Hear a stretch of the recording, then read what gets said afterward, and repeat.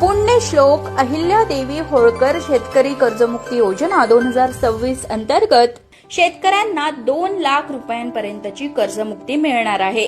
अल्पमुदतीच्या थकीत पीक कर्जांचा तसंच पुनर्गठित आणि फेर पुनर्गठित कर्जाचा या योजनेत समावेश आहे।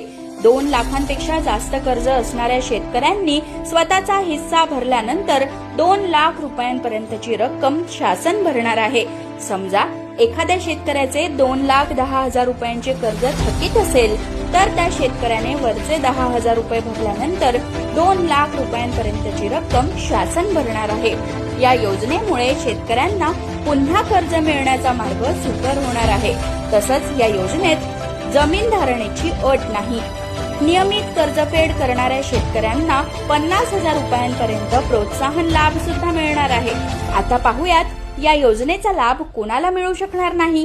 विद्यमान किंवा माजी मंत्री, खासदार आणि आमदार तसंच जिल्हा परिषद, पंचायत समिती आणि नागरी स्थानिक स्वराज्य संस्थांचे विद्यमान सदस्य या योजनेसाठी पात्र नसतील।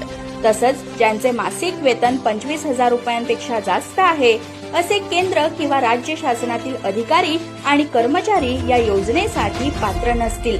सार्वजनिक क्षेत्रातील उपक्रमांमध्ये जसे की महावितरण, MIDC यांमध्ये कार्यरत असलेले आणि ज्यांचे मासिक वेतन 25,000 रुपयांपेक्षा जास्त आहे असे अधिकारी आणि कर्मचाऱ्यांना या योजनेचा लाभ घेता येणार नाही।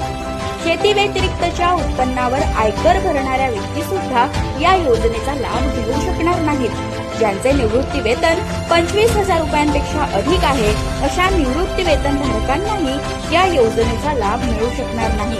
कृषी उत्पन्न बाजार समित्या, सहकारी संस्थांमधील अध्यक्ष, उपाध्यक्ष, सदस्य तसंच 25,000पेक्षा अधिक एकत्रित वेतन असलेले कर्मचारी, अधिकारी या योजनेसाठी अपात्र असतील।